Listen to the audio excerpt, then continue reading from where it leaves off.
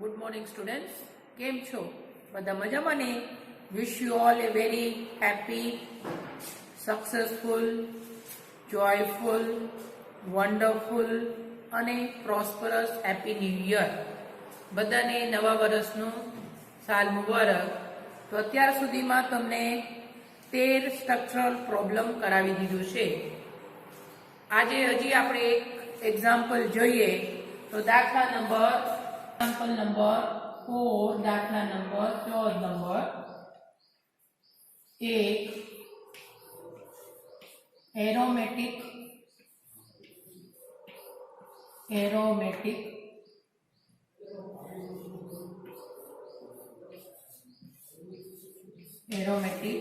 સંયોજન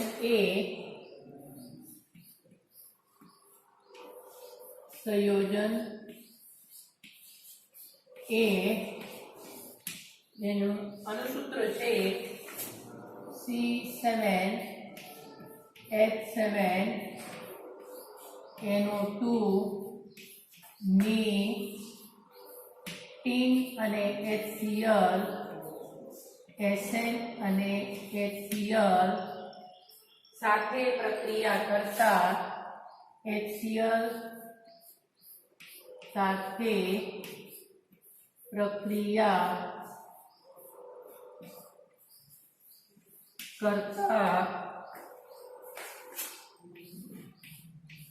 કરતા બેઝિક સંયોજન B, બેઝિક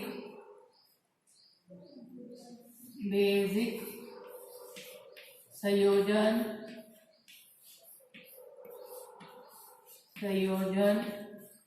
B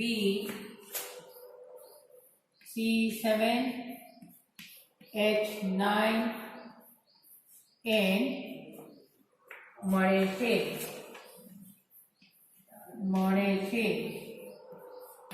સંયોજન B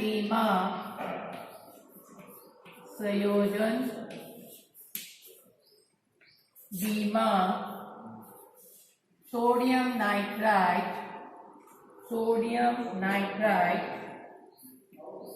અને HCl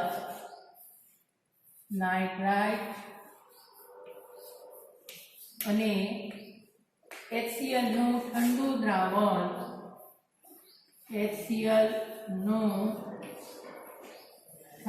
દ્રાવણ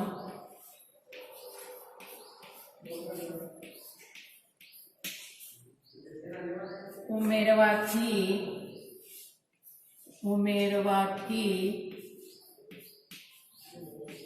જે સંયોજન મળે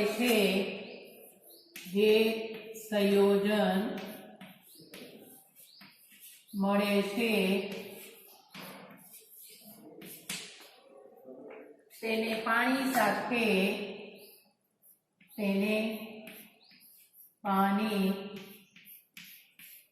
સાથે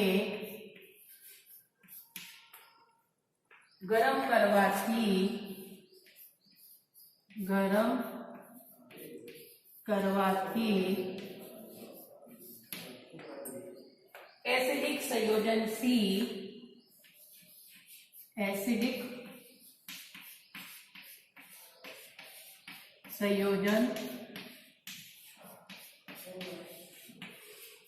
C C7H8O આપે છે.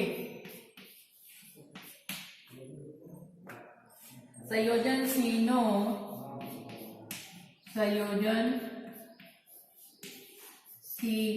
નું ક્રોમિક એસિડ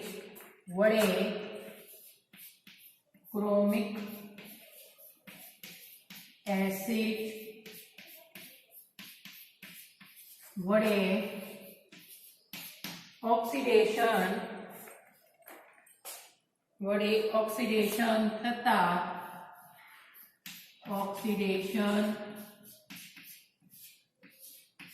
થતા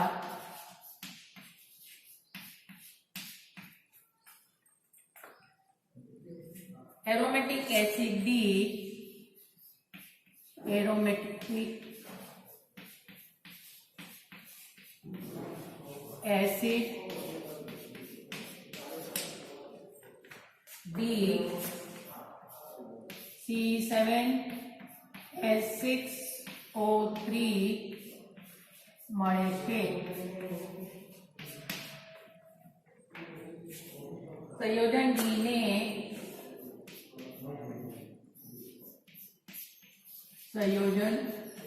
ડી ને સોડા લાઈમ સાથે ગરમ કરવાથી સોડા લાઈમ સાથે ગરમ કરવાથી એસિડિક સંયોજન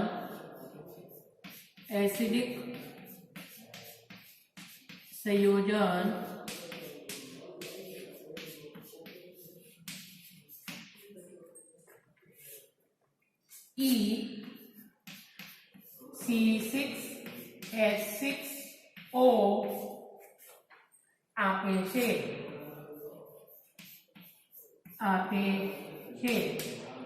સંયોજન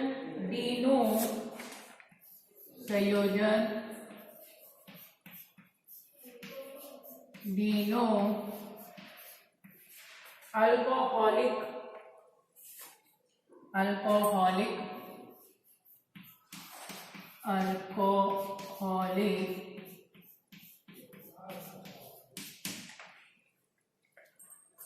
દ્રાવણ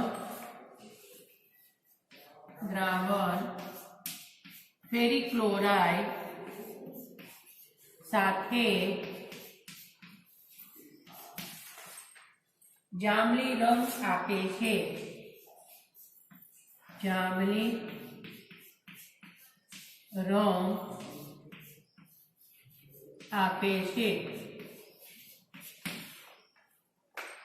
આગળ તમને ખ્યાલ છે તો પ્રક્રિયા સમજાવો.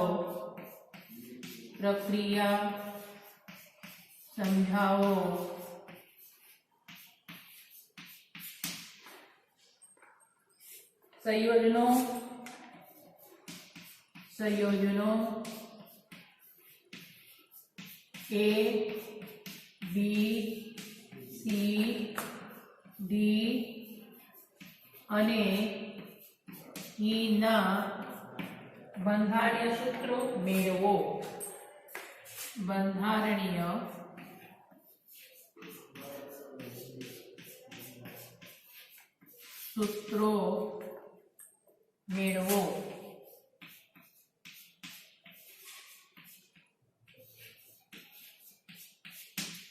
આવા દાખલા તમે અગાઉ કરી ચૂક્યા છો તો થોડાક ફેરફાર છે.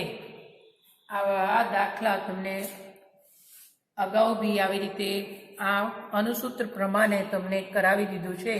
થોડાક જ રાસાયણિક પ્રક્રિયામાં ફેરફાર છે. તો એરોમેટિક સંયોજન A અનુસૂત્ર છે C7H7NO2 ટીન અને HCl. તો ટીન અને HCl થી શું થશે? બેઝિક સંયોજન B તો મળે છે સંયોજન B. ટીન HCl શું કરે? અહીંયા NO2 આપેલું હોય, નાઇટ્રો સમૂહ હોય તો એનું શું કરશે? રિડક્શન. આપણને મળે સંયોજન B મળે C7H9N મળે. સંયોજન B માં શું ઉમેરવાનું છે? સોડિયમ નાઇટ્રાઇટ અને HCl નું ઠંડુ દ્રાવણ. એક પ્રકારના કયા પ્રકારના પ્રક્રિયા કહેવાય? ડાયએઝોટાઇઝેશન પ્રક્રિયા કહેવાય. તો એમાંથી સંયોજન જે સંયોજન મળે એમાં એમ નથી કીધું કે આ સંયોજન મળશે ને આ સંયોજનનું શું કરવાનું છે? પાણી સાથે ગરમ કરવાનું છે. પાણી સાથે ગરમ કરવાનું છે એટલે સંયોજન સી મળે. સંયોજન સી મળે જેનું અણુસૂત્ર છે C7H8O. પછી સંયોજન સી નું ક્રોમિક એસિડ વડે ઓક્સિડેશન, એટલે શું થાય? ક્રોમિક એસિડ એટલે CrO3 એટલે ક્રોમિક એસિડ એટલે એક પ્રકારના ઓક્સિડેશન પ્રક્રિયા છે. ઓક્સિડેશન પ્રક્રિયા એમાંથી સંયોજન ડી મળે. D C7H6O3. પછી સંયોજન ડી ને સોડા લાઈમ સાથે ગરમ કરતા અને સોડા લાઈમ સાથે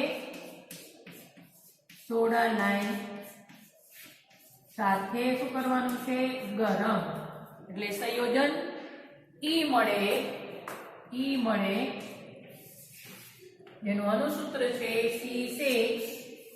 C6H6O. પછી સંયોજન ડી નું આલ્કોહોલિક તટસ્થ FeCl3 કસોટી જે તમે પહેલા સેમેસ્ટરમાં કરી ચૂક્યા છો એ કસોટી કરીએ તેમાંથી FeCl3 સાથે જાંબલી રંગ મળે છે.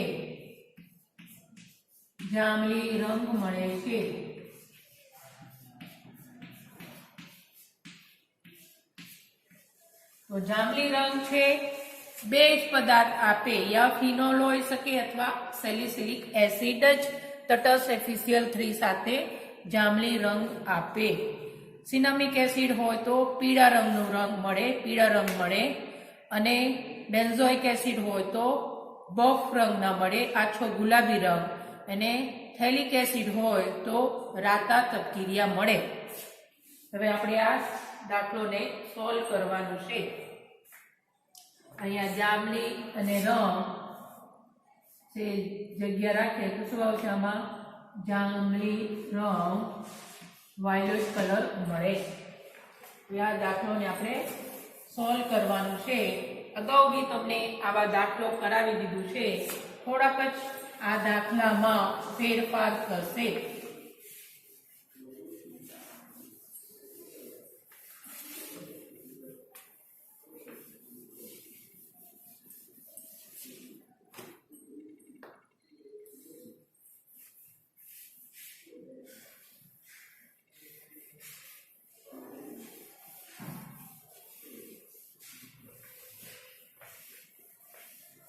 તો દાખલો છે ઓલરેડી તમને આવા 2-3 કરાવી દીધું છે.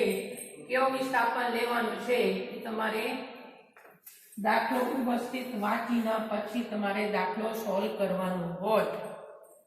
એમને કોઈ પણ વિસ્થાપન લેતા નહીં. તો સાચું હશે બંધારણીય સૂત્રના લીધે. અણુસૂત્ર તો બરોબર હશે પણ આના બંધારણીય સૂત્રના લીધે તમારા માર્ક્સ કપાય. અગાઉ તમને કીધું છે કે સંયોજન ડી છે તટસ્થ FeCl3 આલ્કોહોલિક દ્રાવણ સાથે કેવા રંગ આપે છે? જાંબલી રંગ. તો જાંબલી રંગ આમાં એસિડ હોય O3 આપેલું છે, તેમાં આપણે એસિડ જે લેવાનું છે સેલિસિલિક એસિડ જ તટસ્થ FeCl3 સાથે જાંબલી રંગ આપે છે. એટલે આમાં જે વિસ્થાપન સેલિસિલિક એસિડમાં આવે એ છે ઓર્થો હાઇડ્રોક્સી બેન્ઝોઇક એસિડ. એટલે વિસ્થાપન લેવાનું છે ઓર્થો સ્થાન. આ પદાર્થ એ છે એમાં જે વિસ્થાપન લ્યો મેટા લેશો અથવા પેરા લેશો તો તમને એમાં માર્ક્સ મળશે નહીં. બરાબર. તો આપણે સંયોજન એ કાર્બન છે 6 કરતા વધારે છે એટલે શું આવશે? એરોમેટિક સંયોજન આવે એટલે બેન્ઝીન ને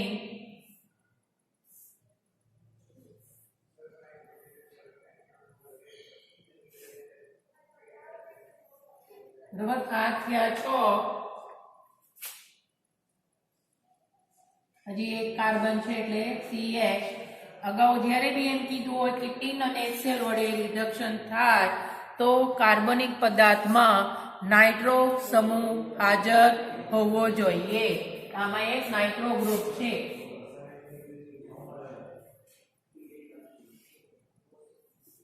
ત્યારે મિથાઇલ અને આ બે સમૂહને બાજુ બાજુમાં જોડતા નહીં તો આગળના પ્રક્રિયામાં તમને વિસ્થાપન વાળો સંયોજન મળશે નહીં, દ્વિવિસ્થાપન વાળું સંયોજન મળશે નહીં, क्योंकि સેલિસિલિક એસિડ છે દ્વિવિસ્થાપિત સંયોજન છે. આ છે CH3 તો કાર્બન છે 7 6 7 હાઇડ્રોજન 7 4 + 3 7 1 નાઇટ્રોજન NO2. હવે આને બે રીતે લખી શકો, યા તમે નાઇટ્રોબેન્ઝીન તરીકે લખી શકો અથવા ટોલ્યુન તરીકે, બેમાંથી કોઈ પણ એક લખી શકીએ. તો અણુસૂત્ર પ્રમાણે આ A છે બરોબર છે, તો A નું નામ તમે બે રીતે લખી શકો, ઓર્થો નાઇટ્રો ટોલ્યુન અને નાઇટ્રોબેન્ઝીન લખવું હોય તો આપણે શું લખી શકીએ, ઓર્થો લખવું હોય તો ઓર્થો લખાય અથવા સ્થાન લખવું હોય તો સ્થાન પણ લખી શકીએ. ઓર્થો મિથાઇલ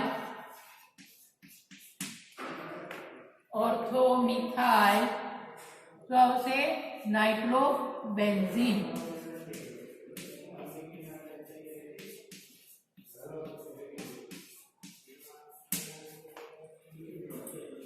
આગળ શું કરવાનું છે,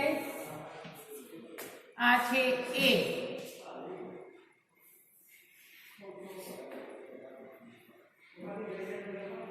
ને સ્થાન લખવું હોય તો શું આવશે, સ્થાન આવશે 2 2 નાઇટ્રો આને 1 આપવાનું છે એટલે આને 2 આપવાનું છે.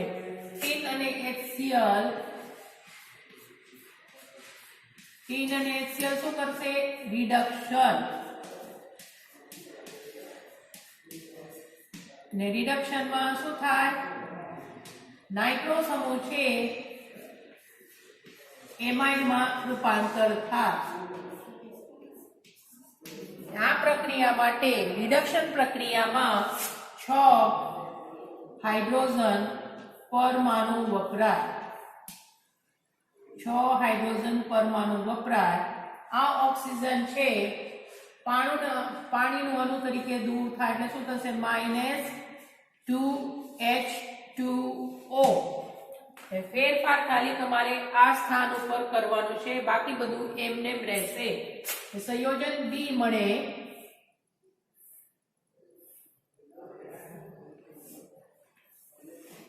શું આવશે અહીંયા, CH3 NH2. સંયોજન બી મળે, કાર્બન છે 7 6 અને 1 7 હાઇડ્રોજન 9 5 આમાં 4 અને આમાં 5 એટલે 9 નાઇટ્રોજન 1 આ બી બરોબર છે. તો આ છે એનું નામ છે ઓર્થો ટોલ્યુડીન લખી શકે અથવા ટોલ્યુઇન તરીકે લખી શકે અથવા એનિલિન તરીકે પણ લખી શકે. એલેનિન લખવું હોય તો ઓર્થો મિથાઇલ એનેઇન અને આ લખવું હોય તો ઓર્થો એમિનો ટોલ્યુઇન અથવા એનું નામ છે ઓર્થો ટોલ્યુડીન.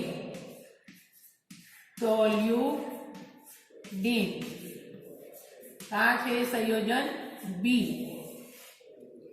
પછી સંયોજન બી ને શું કરવાનું છે, સોડિયમ નાઇટ્રાઇટ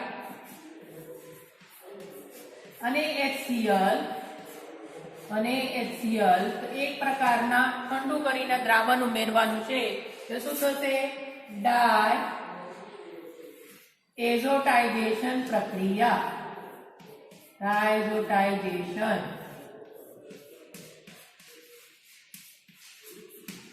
ડાયઝોટાઇઝેશન પ્રક્રિયા જ્યારે એરોમેટિક મુક્ત એમાઇન હોય તેમાંથી ડાયઝોનિયમ ક્ષાર બને અને ટેમ્પરેચર રાખવાનું હોય 0 થી 5 ડિગ્રી સેલ્સિયસ. ક્યાં ડાયઝોનિયમ ક્ષાર બને, તો જ્યાં મુક્ત એરોમેટિક એમાઇન હોય ત્યાં. એની કઈ માહિતી નથી આપેલું, ખાલી એમ કીધું છે કે સંયોજન મળે છે. તો ફેરફાર ખાલી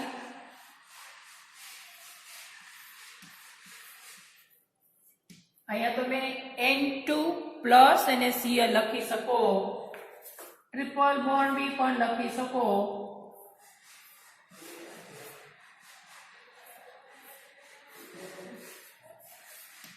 આમ લખી શકો,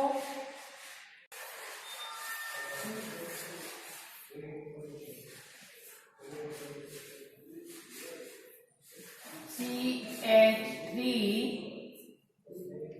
N2 Cl minus डाइज़ोनियम क्षार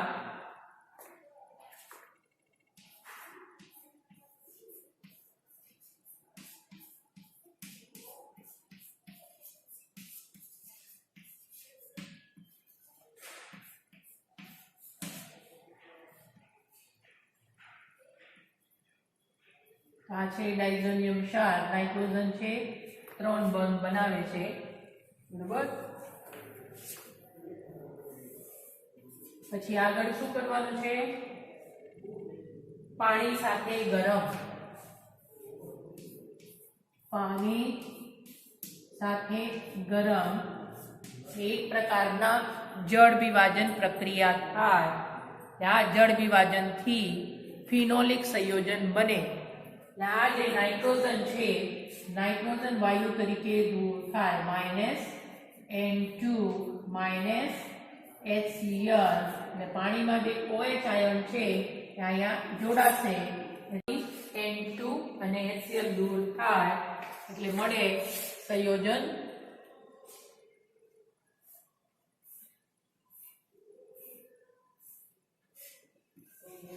આવશે, અહીંયા CH3 એમને એમ રહેશે, ફિનોલિક સંયોજન બને, જેને આપણે લખી શકીએ ઓર્થો ક્રેસોલ અથવા ઓર્થો હાઇડ્રોક્સી ટોલ્યુઇન અથવા ઓર્થો મિથાઇલ ફિનોલ, અથવા એને આપણે લખી શકીએ આ છે, આ બી આપણે કરી ચૂક્યા છો, અહીંયા આ બી આપણે કાર્બન છે 7, 6 7, હાઇડ્રોજન 8, 4 અને 4 8, એક ઓક્સિજન બી બરોબર છે, તો સંયોજન સી નું નામ આપણે લખી શકીએ ઓર્થો ક્રેસોલ,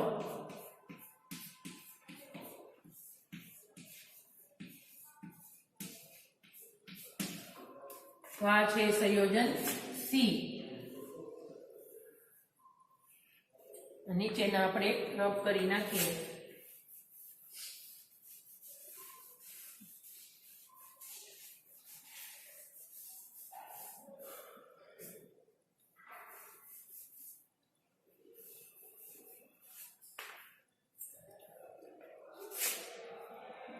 આગળ શું કરવાનું છે, ક્રોમિક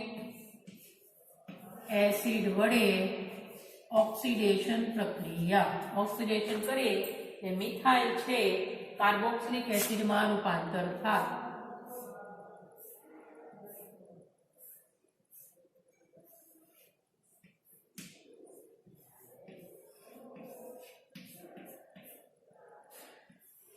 સંયોજન ડી મળે, કાર્બન છે 7, 6 અને 1 7, હાઇડ્રોજન 6, 4 અને 2 6, ઓક્સિજન 3, તો આ બી બરોબર છે, બરોબર। તો આ છે સંયોજન ડી, જેને લખી શકીએ ઓર્થો હાઇડ્રોક્સી બેન્ઝોઇક એસિડ અથવા સેલિસિલિક એસિડ, આ છે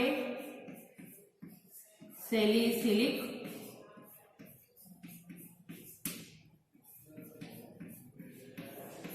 એસિડ,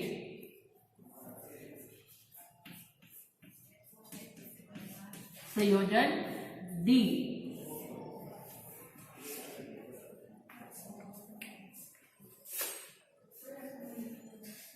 અથવા ઓર્થો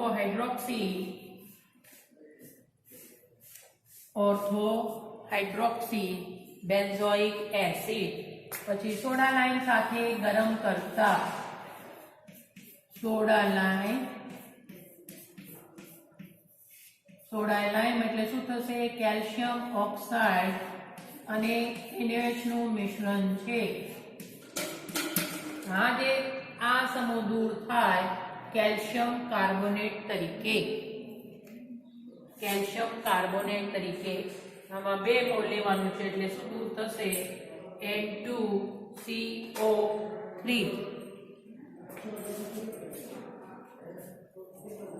વત્તા શું આવશે?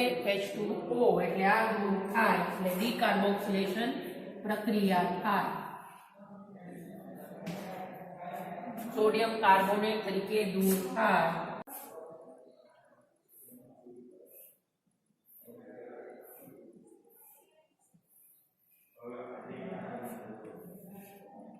ડીકાર્બોક્સિલેશન કરીએ તો આમાંથી CO2 દૂર થાય.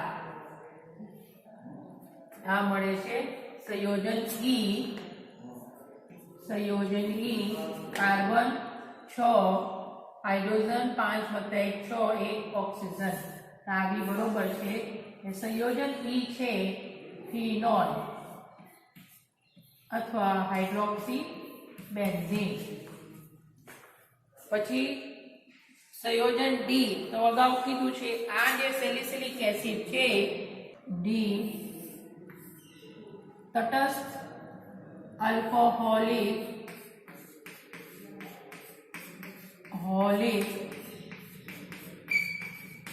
ફેરિક ક્લોરાઇડ દ્રાવણ સાથે જામને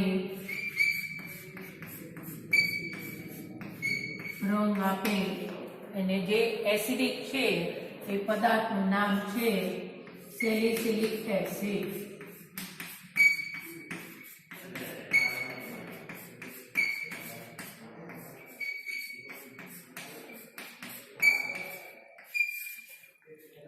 તો આ સાથે અહીંયા તમને અત્યાર સુધીમાં ઘણા દાખલો કરાવી દીધું છે. હવે લાસ્ટ એક દાખલો આપણે પછી જોશો. ત્યાં સુધી આવજો.